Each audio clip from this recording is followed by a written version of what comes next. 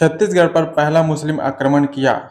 Question है आपका छत्तीसगढ़ पर पहला मुस्लिम आक्रमण किया। तो ऑप्शन यहाँ पर दिया हुआ है जहांगीर, कुतुब शाह ने या फिर शाहजहां ने या महमूद खिलजी ने। तो देखिए दोस्तों, महमूद खिलजी आपका राइट आंसर हो जाएगा। जिसने छत्तीसगढ़ पर पहला मुस्लिम आक्रमण करने वाला कौन था? तो यहाँ पर महमूद खिलजी यहाँ पर आपका आंसर है। वही नेक्स्ट है, भोरम देव मंदिर का निर्माण किस फनी नागवंशी शासक ने करवाया था? तो ये क्वेश्चन है दोस्तों कि भोरम देव मंदिर का निर्माण किस फनी नागवंशी शासक ने करवाया? तो ऑप्शन यहाँ पर दिया हुआ है अहिराज, धरणीधर या गोपाल देव या मही देव। तो देखिए दोस्तों, भोरम देव निर्माण का फनी नागवंशी शासक जिसका नाम था आपका ऑप्शन सी गोपाल देव। गोपाल देव यहाँ पर आपका आंसर हो जाएगा दोस्तों, गोपाल देव। गोपाल देव ने किस मंदिर का निर्माण किया था? तो भोरम देव मंदिर का निर्माण फनिस नागवंशियों शासन में करवाया था। तो यह क्वेश्चन आप याद रखिएगा, ये very very important question. Next है आपका कि मड़वा महल अर्थात शिव मंदिर का निर्माण किस फनी नागवंशी शासक ने करवाया? यह भी इम्पोर्टेंट क्वेश्चन है दोस्तों कि मड़वा महल अर्थात जिसे शिव मंदिर के नाम से जानते हैं, उसका निर्माण फनी नागवंशी शासक ने करवाया था। किस राजा ने करवाया था? तो यहाँ पर है रामचंद्र, भूम या भोज या लक्ष्मण। तो देखिए दोस्तों, महल जो है वो रामचंद्र फनी नागवंशी द्वारा किया गया था इसका निर्माण। तो इसको देखिएगा दोस्तों, और पहले क्वेश्चन में क्या पूछा गया था कि भोरम देव, तो यहाँ पर गोपाल देव यहाँ पर आंसर हो जाएगा। वही इस क्वेश्चन का आंसर हो जाएगा रामचंद्र, मड़वा महल का। तो ये भी वेरी वेरी इंपॉर्टेंट क्वेश्चन है दोस्तों, इसको आप याद जरूर रखिएगा क्योंकि ये एग्जाम के लिए बहुत इंपॉर्टेंट क्वेश्चन। वही नेक्स्ट क्वेश्चन है आपका कि रतन देव का शासन काल है। तो रतन देव का शासन काल कब तक था? तो ऑप्शन यहाँ पर दिया हुआ है आपके पास A B C D, इसमें से आपको देखना दोस्तों। तो देखिए दोस्तों, यहाँ पर ऑप्शन जो बी है, ऑप्शन बी 1045 से 65 ईस्वी तक। तो रतन देव का शासन इतने वर्षों तक था। तो ये तो ऑप्शन बी आपका आंसर है दोस्तों, ऑप्शन बी। रतन देव का शासन 1045 से 65 के बीच में था। ये आपका आंसर हो जाएगा। वही नेक्स्ट क्वेश्चन कि लक्ष्मणेश्वर मंदिर का जीर्णोद्धार कराया। तो देखिए दोस्तों, ये भी वेरी वेरी इंपॉर्टेंट क्वेश्चन, इसको आप याद रखिएगा कि यह ऑप्शन आपके पास है रतन देव तृतीय, प्रताप मल्ल या फिर बाह साहब या कल्याण साहब। तो देखिए दोस्तों, ऑप्शन जो बी है प्रताप मल्ल, ये आपका राइट आंसर हो जाएगा। प्रताप मल्ल जिन्होंने लक्ष्मणेश्वर मंदिर का जीर्णोद्धार कराया है दोस्तों।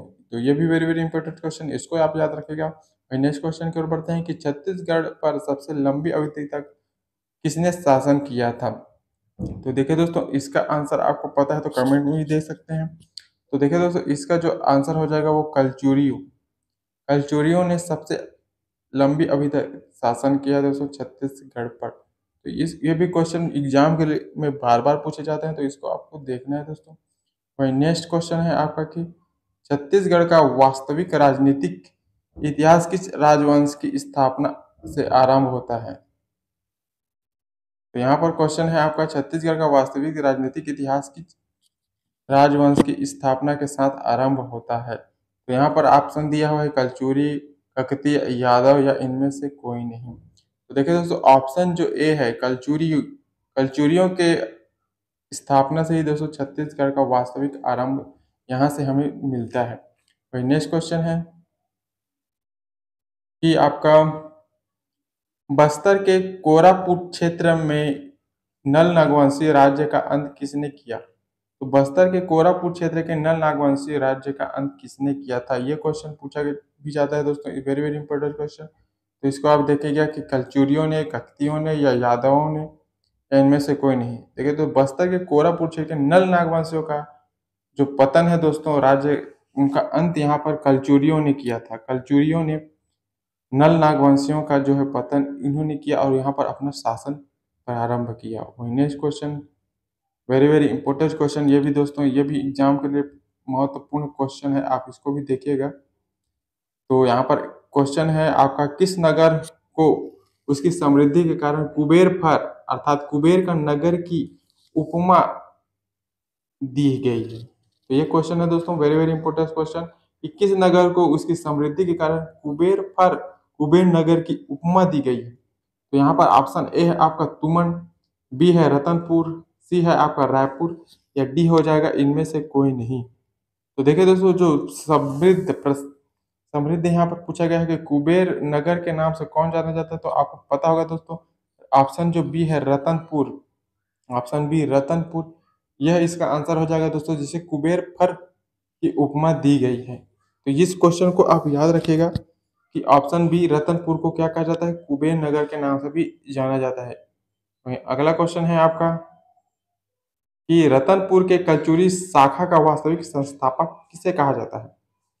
तो रतनपुर के कलचुरी शाखा का वास्तविक संस्थापक किसे कहा जाता है? ऑप्शन यहाँ पर दिया है, ए कलिंगराज, बी है आपका कमरराज, राजराज, या इनमें से कोई नहीं। तो दोस्तों कलिंगराज यहाँ पर आंसर हो जाएगा, जिसमें रतनपुर के कलचुरी शासक के वास्तविक संस्थापक थे दोस्तों कलिंगराज।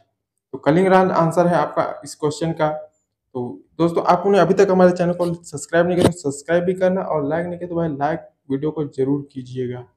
वहीं अगला क्वेश्चन है आपका कि रतनपुर के कलचुरियों की प्रारंभिक राजधानी थी। तो रतनपुर के कलचुरियों की प्रारंभिक राजधानी कौन सी थी दोस्तों? ऑप्शन यहाँ पर दिया गया है आपका, ए तुमन, रायगढ़, या रायपुर, या इनमें से कोई नहीं। तो दोस्तों, इसका आंसर है आपका तुमन, ऑप्शन ए है, ऑप्शन ए तुमन। तुमन यहाँ पर ऑप्शन जो ए है आपका राइट आंसर हो जाएगा, जिन्हें कलचुरियों ने प्रारंभिक राजधानी बनाई थी। वहीं नेक्स्ट क्वेश्चन है आपका कि वहरेंद्र का शासनकाल है। तो वहरेंद्र का शासनकाल किस वर्षों तक था दोस्तों? यहाँ पर दिया गया 1544 से 1581 तक, या 1480 से 1525 तक, वहीं 1198 से 1222 तक, यही आपका बी हो जाएगा 1178 से या 1198 ईस्वी तक। तो दोस्तों, आपको बी जो ऑप्शन दिया हुआ है, बी 1480 से 1525, ये आंसर है दोस्तों आपका इस प्रश्न का, जिसमें वहेंद्र देव का शासन काल है। वहीं अगला क्वेश्चन है हमारा नेक्स्ट कि छत्तीसगढ़ के किन क्षेत्रों में नर बलि प्रथा प्रचलित थी? छत्तीसगढ़ के किन क्षेत्रों में नर बलि प्रथा प्रचलित थी? तो ऑप्शन यहाँ पर है बस्तर, करौंद, ऑप्शन ए हो जाएगा, या बी दोनों, ऑप्शन डी है आपका इनमें से कोई नहीं। तो दोस्तों, छत्तीसगढ़ के क्षेत्र नर बलि प्रथा प्रचलित है आपका बस्तर और करौंद, अर्थात ऑप्शन जो सी दिया है, ए और बी दोनों, ये आपका आंसर हो जाएगा दोस्तों। तो कभी कभी आप इसको भी नोट कीजिएगा दोस्तों, ऑप्शन क्या दिया हुआ है, कभी कभी दोनों ही सही होते हैं, लेकिन ऑप्शन यहाँ पर दिया हुआ है ए और बी, तो ए और बी आपका राइट आंसर हो जाएगा। यदि यहाँ पर करौंद नहीं दिया हो तो इसकी जगह कोई दूसरा शहर का नाम लिखा होता तो यहाँ पर ऑप्शन ए हो जाता है। तो इस प्रकार से क्वेश्चन को घुमाकर भी पढ़ कर जाता है दोस्तों, तो इसको आपको याद रखना है। नेक्स्ट क्वेश्चन है आपका कि कलचुरी और मराठों के प्राचीन राजधानी गौरव प्राप्त है। तो कलचुरी और मराठों की प्राचीन राजधानी का गौरव प्राप्त है, तो किसे प्राप्त है दोस्तों? आप जानते हैं, ऑप्शन दिए हुए हैं यहाँ पर, सिरपुर, रतनपुर, आरंग, या राजीव। तो रतनपुर दोस्तों, रतनपुर हमेशा से ही कलचुरी और मराठों का राजधानी का गौरव प्राप्त हो चुका है। तो रतनपुर ऑप्शन आंसर हो जाएगा आपका इस क्वेश्चन का, रतनपुर, रतनपुर, रतनपुर इसका आंसर है। वही नेक्स्ट क्वेश्चन है आपका कि कवर्धा का प्रसिद्ध राजवंश निम्नलिखित कौन था? तो कवर्धा का प्रसिद्ध राजवंश कौन था? ऑप्शन दिया है आपके पास, सोम, नागवंश, मेघवंश, या फनिश नागवंश।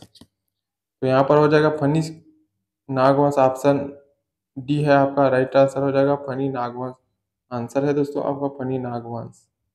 तो ये भी question very very important question, इसको पूछा जाता है हमेशा से ही, तो आप इसको देखिएगा। वही नेक्स्ट क्वेश्चन की ओर बढ़ते हैं हम कि छत्तीसगढ़ में कलचुरी वंश की अंतिम नरेश थे। तो छत्तीसगढ़ के अंतिम कलचुरी वंश के अंतिम नरेश कौन थे? ये क्वेश्चन हमें के आंसर दे रहे हैं यहाँ पर। तो आंसर क्वेश्चन है का ऑप्शन यहाँ पर दिया है, अमर सिंह, कुलल देव, या फिर ब्रिंग सिंह देव, या सत्यदेव।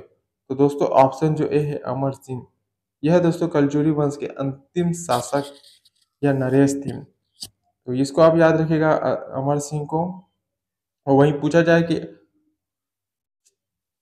कलचुरी वंश की स्थापना संस्थापक कौन है, तो वहाँ पर आपका हो जाएगा कलिंगराज। कलिंगराज। और वहीं पर ऑप्शन जो है यहाँ पर कलचुरी वंश के अंतिम शासक, तो यहाँ पर अमर सिंह। तो ये भी क्वेश्चन आप याद रखिएगा। वही नेक्स्ट क्वेश्चन है हमारा कि निम्नलिखित में से कौन सा व्यक्ति भारतीय संविधान सभा का सदस्य था।